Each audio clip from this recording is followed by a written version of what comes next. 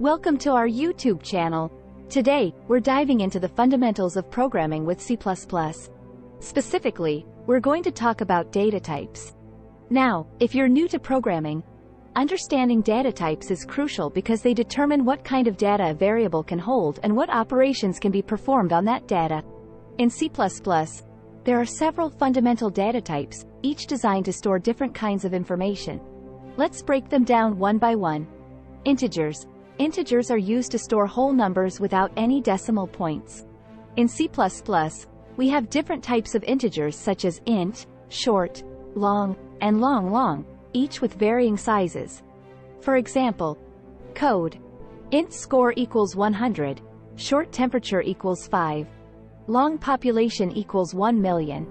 Integers are great for storing things like counts, scores, or anything that needs to be represented as a whole number. Floating point numbers. Unlike integers, floating point numbers can store decimal values. In C++, we primarily use float and double data types to represent floating point numbers. For example, code. Float pi equals 3.14. Double gravity equals 9.81. Floating point numbers are essential when dealing with measurements, calculations involving fractions, or any situation where precision is important.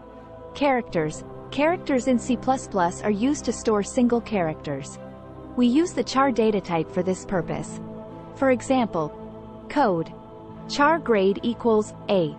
Characters are handy when working with text, like storing individual letters, symbols, or even special characters.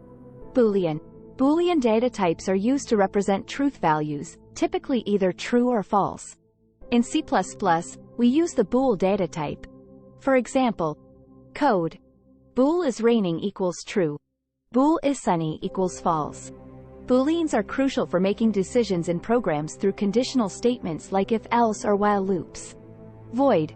Void isn't exactly a data type, but it's worth mentioning. It's used to indicate that a function doesn't return any value. For example, code. Void display message. Cool less than, hello, world. Less than ENDL.